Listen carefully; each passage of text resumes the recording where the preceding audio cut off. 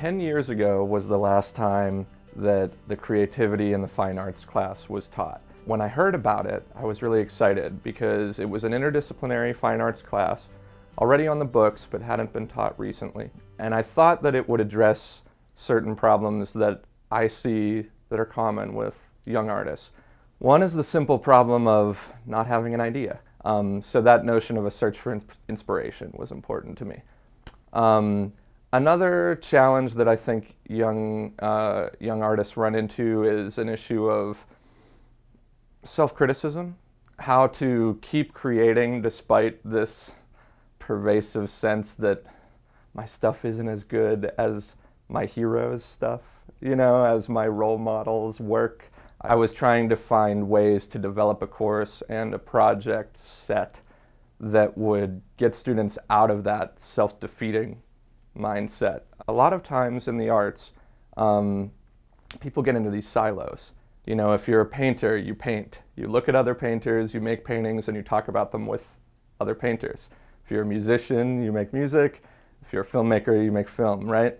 But the reality is that all of these different arts have really unique and exciting histories and lenses to look at the general human practice of creativity through. So I wanted to take the opportunity to do this course in a very interdisciplinary way with students from different majors, looking at different kinds of work, talking about it, and making work outside of their normal comfort zone in their major. I think it was a very exciting, creative laboratory kind of environment that was generated. We had a lot of good social interaction, a lot of great collaboration. This course is an exciting course for anyone who teaches in the arts, and in fact the College of Fine Arts and Communication has started passing the course around to different professors now that I've revamped it, so there'll be a new professor from a new department leading it each semester, it seems. But professors from other colleges, the sciences, the humanities, etc., could also, I think, be inspired by some of the in-class workshops and some of the project prompts and some of the historical examples that I was making use of, and to learn to find ways that don't stop you from making your work, to learn to find strategies that are productive, that are inspirational and that are creative is useful to a writer, to a researcher, to a scientist.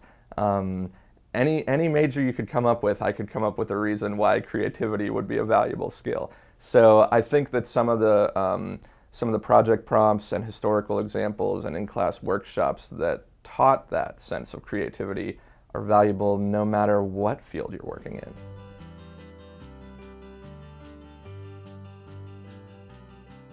At Towson, I'm working with a professor named Phil Davis in the Electronic Media and Film Department, and we're co-developing a course on music video production.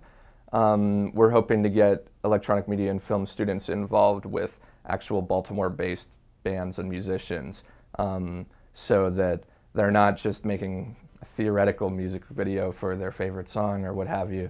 They would be working directly with an actual musician and collaborating on creating a vision for that music.